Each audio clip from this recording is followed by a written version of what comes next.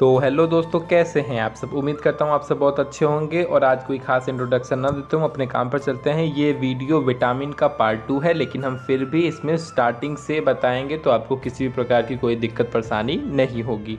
और टर तुमको सुनाई नहीं दे रहा है जब बोल रहे हैं कि आज कोई खास इंट्रोडक्शन नहीं होगा, तो बैकग्राउंड म्यूजिक काहे ले चलाए हो? लात खा के मानोगे? तब बंद कर। चलिए अब विटामिन को समझने की कोशिश करते हैं। आपको एक बार फिर से कह रहा हूँ, ये इसकी सेकंड वीडियो है। पहली वीडियो पढ़ चुकी है, लेकिन मैं फिर से बता रहा हूँ। चलिए सुनिए। विटामिन एक नेचुरल एंड इसेंशियल न्यूट्रिएंट्स है, जिसकी स्मॉल क्वांटिटी में ही सही, लेकिन हमारी बॉडी को ज़रूरत होती है। ठीक है, भले ज़्यादा ना चाहिए, लेकिन हमें थोड़ी ना थोड़ी मात्रा में हमें इसकी ज़रूरत पड़ती है। किस लिए पड़ती है? ये हमारी बॉडी की ग्रोथ को, हमारी डेवलपमेंट को, हमारा जो घाव होता है उसको भरने में, उसको रिपेयर करने में, उसको मेंटेन करने में, साथ ही साथ हमारी हड्डियों को मेंटेन करने में, टिश्यू को मेंटेन करने में, और भी जो हमारे बॉडी के अंदर मेटाबॉलिक एक्टिविटीज़ होती हैं उन सभी को मेंटेन करने के लिए, उनको चलाने के लिए ज़रूरी होता है। ठीक, अब बात की जाए कि विटामिन की डिस्कवरी किसने की थी, तो विटामिन की डिस्कवरी 1912 में एक अमेरिकन बायोकेमिस्ट थे, नाम था उनका कैसमीर फंक। ठीक है, उन्हीं के द्वारा इसको खोजा गया था। ठीक है, अब बात करते हैं कि इसका नाम विटामिन कैसे पड़ा। तो इसका नाम विटामिन देखिए ऐसे पड़ा कि वाइटल प्लस एमीन, जब उस टाइम पे जिस जिस विटामिन की खोज की गई थी उसमें एमीन को देखा जा रहा था। ठीक है, तो ऐसा लगा होगा या ऐसा लगा कि सभी विटामिन में एमीन है, इस वजह से वाइटल प्लस एमीन आपस में कंबाइन होके विटामिन बन गया। ठीक है, लेकिन बाद में इसमें से ई को हटा दिया गया और सिर्फ आपका नॉर्मल विटामिन हो गया, जब ये जान गया कि सभी के अंदर यानी कि सभी विटामिन में एमीन प्रेजेंट नहीं होता है, तब इसका नाम विटामिन हो गया, ई को निकाल दिया गया। तो उम्मीद है ये कॉन्सेप्ट क्लियर हो गया होगा। अब बात करते हैं कि विटामिन को हम बहुत छोटे में कैसे कह सकते हैं। तो हम ऐसे कह सकते हैं कि ये एक प्रकार का ऑर्गेनिक सब्सटेंस होता है जो बॉडी की ग्रोथ, डेवलपमेंट और उसके न्यूट्रिशन में हेल्पफुल होता है, यानी कि सहायक होता है। वही आपका विटामिन कहलाता है। क्या करता है? एक प्रकार का ऑर्गेनिक सब्सटेंस है जो बॉडी की ग्रोथ, डेवलपमेंट और न्यूट्रिशन यानी कि पोषण में सहायक होता है, विटामिन कहलाता है। खत्म। अब बात की जाए इनके क्लासिफिकेशन की यानी कि टाइप्स ऑफ विटामिन्स की, तो आपको भी पता है कि विटामिन को उनके सॉल्युबिलिटी के यानी कि उनके घुलनशीलता के बेस पर डिवाइड किया गया है। ठीक है, तो ये दो प्रकार के होते हैं, एक आपका फैट सॉल्युबल विटामिन्स और एक आपका वाटर सॉल्युबल विटामिन्स। अब फिर से मन में क्वेश्चन आया कि फैट सॉल्युबल क्या है। सिंपल सी बात है, देखिए फैट सॉल्युबल से मतलब ये है कि जो विटामिन हमारी बॉडी के अंदर स्टोर रहता है, ठीक है, हमारी फैट सेलों में जो हमारा फैट सेल होती है उसमें स्टोर रहता है, वो आपके कौन सी विटामिन होती है? वो आपकी फैट सॉल्युबल विटामिन्स होती हैं। जो वाटर सॉल्युबल विटामिन होती है वो हमारी बॉडी के अंदर स्टोर नहीं रहती है। ठीक है, जब वो अधिक मात्रा में होती है तो वो हमारी बॉडी के द्वारा बाहर कर दी जाती है, एक्सक्रीट कर दी जाती है, यूरिन के माध्यम से उसे बाहर निकाल दिया जाता है, डिस्चार्ज कर दिया जाता है।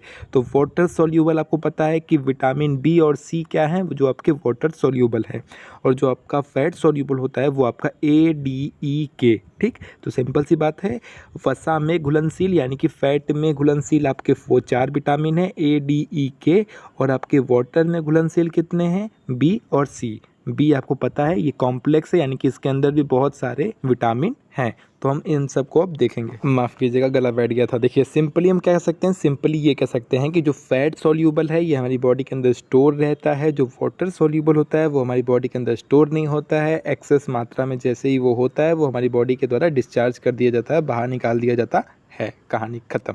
अब बात करते हैं सबसे पहले फैट सॉल्युबल विटामिन्स की। देखिए इसके ऊपर वीडियो बनी हुई है, आप पीछे जाकर देख सकते हैं। ठीक है, यहाँ पे मैं जल्दी जल्दी बताऊंगा, तो आप कोई मन में डाउट मत रखिएगा। डाउट होगा तो आप पीछे जाके वीडियो देख लीजिएगा। तो बहुत ही सिंपल सी बात है कि इसका साइंटिफिक नेम रेटिनॉल होता है। फॉर्मूला इसका C20H30O होता है। अब बात की जाए फूड की, तो आप इसमें फूड सोर्स है जिससे हमें विटामिन ए की प्राप्ति होगी, वो मिल्क है, बटर है, एग है, फिश है, कैबेज है, कैरेट है, टमाटो है, पपाया है, ऐसे बहुत सारे फूड हैं जिनसे हमें विटामिन ए की प्राप्ति होती है।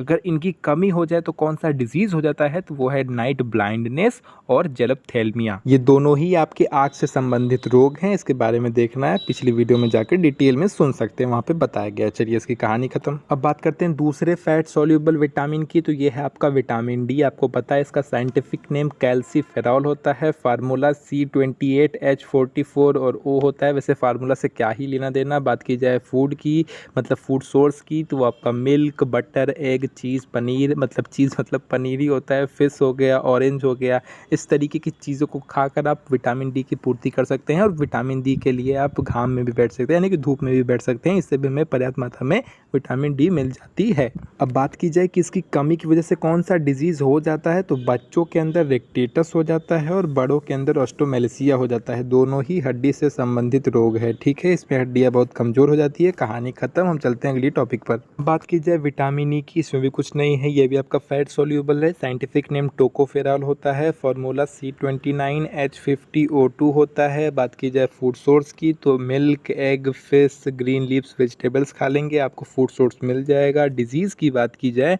तो इसमें ये होता है कि आपके जो मसल्स हैं वो वीक हो जाते हैं, कमज़ोर हो जाते हैं, और आपकी रिप्रोडक्शन यानी कि प्रजनन क्षमता के ऊपर, माफ़ कीजिएगा, प्रजनन क्षमता के ऊपर, रिप्रोडक्शन कैपेसिटी के ऊपर असर पड़ता है।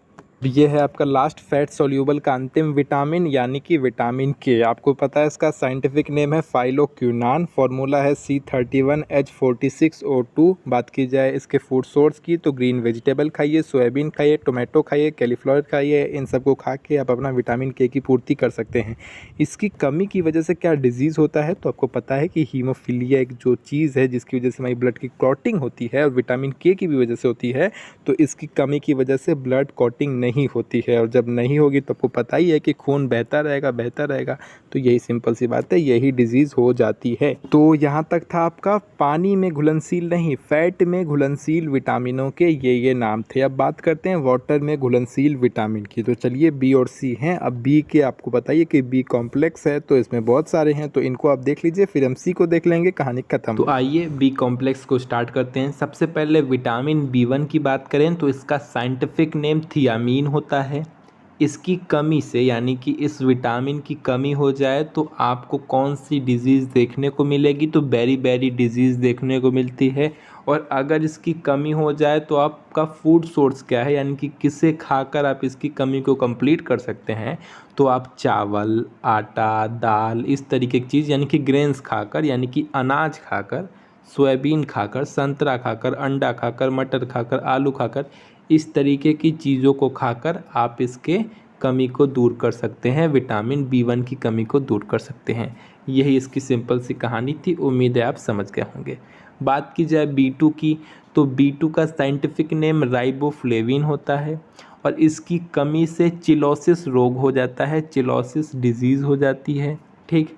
और इसमें आपको क्या खाना है, फूड सोर्स क्या है कि ताकि आपको इसकी कमी ना हो, तो दूध, दही, अंडा, मीट, चिकन, किशमिश, मटर, ये सब खा के आप विटामिन B2 की डिफिशियंसी को कंप्लीट कर सकते हैं, भर सकते हैं, ठीक है। तीसरा है आपका B3, इसका साइंटिफिक नेम नियासिन होता है, और इसकी कमी की वजह से पेलाग्रा रोग हो जाता है या डायरिया रोग हो जाता है, ठीक है, यही हो जाता है। बात की जाए अगले की, मतलब इसके फूड सोर्स की, तो इसका फूड सोर्स क्या है, मशरूम, मछली, मटर, राजमा, ब्रोकली, इस तरीके की चीज़ों को खाकर आप विटामिन B3 की कैपेसिटी को या डिफिशियंसी को कंप्लीट कर सकते हैं। बात की जाए B5 की, तो इसका नाम होता है पेंटोथेनिक एसिड, ये इसका साइंटिफिक नेम है। इसकी कमी की वजह से डर्मेटाइटिस करके डिजीज़ हो जाती है। जान लीजिए, इसका सिर्फ साइंटिफिक नेम इम्पॉर्टेंट है, यही खासकर पूछा जाता है। इसकी कमी की वजह से अगर कुछ पूछा जाता है तो सिर्फ बेरी और चेलोसिस के बारे में पूछा गया है, कभी कभी पेलाग्रा पूछ दिया जाता है। बाकी इससे संबंधित डिजीज़ के बारे में तो लगभग ना ही पूछा जाता है, ठीक है। आपको मेनली इसके साइंटिफिक नेम को याद रखना है, और उसके लिए मैं आपको एक सिंपल सा ट्रिक भी बताऊंगा।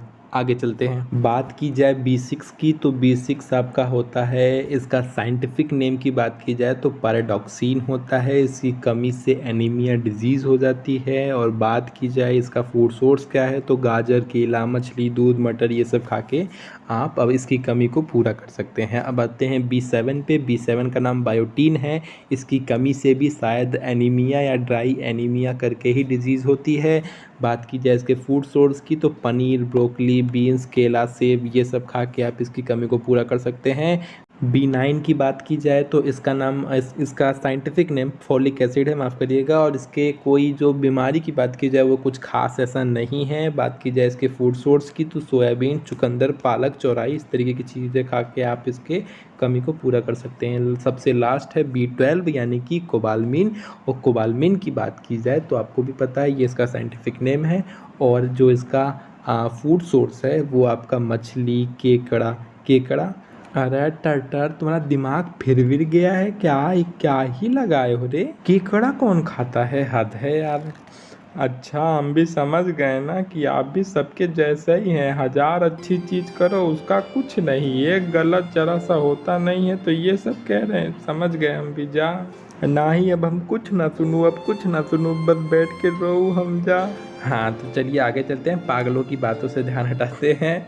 तो अब इसके बाद आपका विटामिन सी है। और विटामिन सी का आपको नाम बताइए। साइंटिफिक नेम स्कॉर्बिक एसिड होता है। इसकी कमी की वजह से स्कर्वी रोग हो जाता है। और इसमें आपको फूड सोर्स की बात की जाए तो जितना भी आपका खट्टा फल है उन सबों को ले लीजिए, उन सबों से आपकी विटामिन सी की प्राप्ति होती है। तो बात यहीं पर ख़त्म होती है। अब बात करते हैं कि विटामिन जो बी है, जो बी कॉम्प्लेक्स है, इसको याद करने की ट्रिक क्या है। इसको याद करने की बहुत ही सिंपल सी ट्रिक है, 2-3 बार बोलेंगे याद हो जाएगी। जैसे मैंने ये ट्रिक बहुत ही नॉर्मली बनाई है, आप एक बार इसे समझ लेंगे आपको याद हो जाएगा। जैसे थीरी नीपा पैबी फोको। अब आपको लग रहा होगा कि क्या ही कह के चले गए, कुछ नहीं कह के हूँ। ये समझिए कि बहुत आसान चीज़ है याद करने का। फिर से सुनिए, थीरी नीपा पैबी फोको। अब देखो तेज बोल के दिखा रहा हूँ, आपको समझ में अच्छे से आएगा। Theory Nipah पैबी फोको, theory Nipah पैबी फोको। अब इसको धीरे धीरे एक एक वर्ड को क्लियर करिए, देखिए सब क्लियर हो जाएगा। जैसे थीरी में थी का मतलब थियामिन, री का मतलब राइबोफ्लोविन, ठीक। नी का मतलब नियासिन, पीए का मतलब पेंटोथेनिक एसिड। वैसे ही पीबी में पी वाई का मतलब पैराडॉक्सिन और बी आई का मतलब बायोटीन। और फोको में फो का मतलब फोलिक एसिड और को का मतलब कोबालमिन। सिंपल सी बात है। तो यही इसी वर्ड से, इसी ट्रिक के माध्यम से आप इसको आसानी से याद कर सकते हैं। 2-3 बार बोलेंगे ये चीज़ आपके जुबान पर बैठ जाएगी। जैसे theory Nipah पैबी फोको, theory Nipah पैबी फोको, theory Nipah पैबी फोको। किसी के सामने बोलेंगे सोचेगा कौन सी भाषा में बात कर रहा। तो आज के लिए बस इतना ही। वीडियो पसंद आएगी तो लाइक शेयर सब्सक्राइब करिए। टाटा बाय बाय, मिलते हैं अगली वीडियो में।